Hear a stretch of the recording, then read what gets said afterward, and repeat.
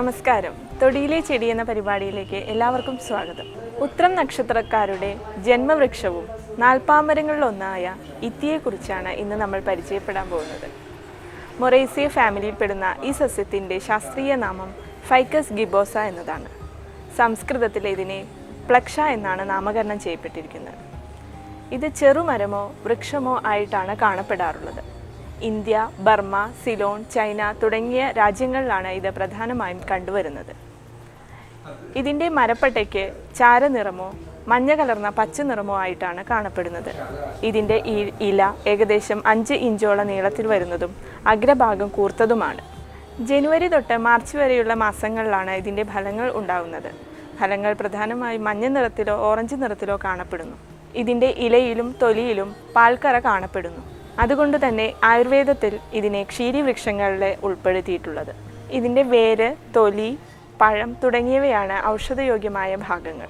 ചവർപ്പ് രസവും ശീതവീര്യവുമുള്ള ഈ ഔഷധം രക്തദോഷം, യോനി രോഗങ്ങൾ, ദഹനക്കേട്, വയറിളക്കം തുടങ്ങിയ അസുഖങ്ങളിൽ ഉപയോഗിച്ചു വരുന്നു.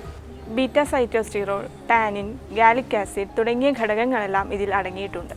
ആയുർവേദത്തിൽ ഇതിനെ പഞ്ചവൽക്കലങ്ങളുടെ ഗണത്തിലും ഉൾപ്പെടുത്തിയിട്ടുണ്ട്. ഇതിൻ്റെ കൂടുതൽ ഔഷധ പ്രയോഗങ്ങളെക്കുറിച്ച് ഡോക്ടർ CM ശ്രീകൃഷ്ണൻ നിങ്ങളോട് വിശദീകരിക്കുന്നതാണ്.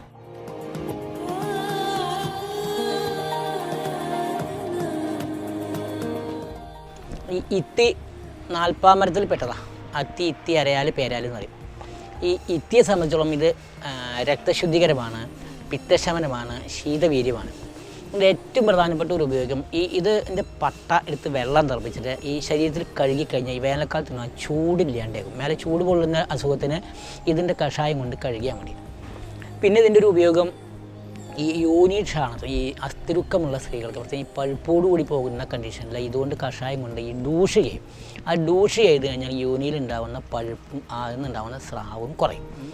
പിന്നെ ഈ ഇത്തിയുടെ ഈ പട്ട ഇടിച്ച് പിന്നെ അത് പല്ല് തേക്കാൻ വേണ്ടി ദന്തധാവന ചോറിനാക്കിയിട്ട് ഉപയോഗിക്കാം. ആയുർവേദത്തിൽ ഇതിന് നെഗ്രോലാദി കഷായം, അതുപോലെ പഞ്ചവൽക്കാദി കേരതൈലം ഇതൊക്കെ ധാരാളം ഔഷധങ്ങൾ ഈ ഇത്തി ഉപയോഗിച്ചിട്ടുണ്ടാക്കുന്നുണ്ട്.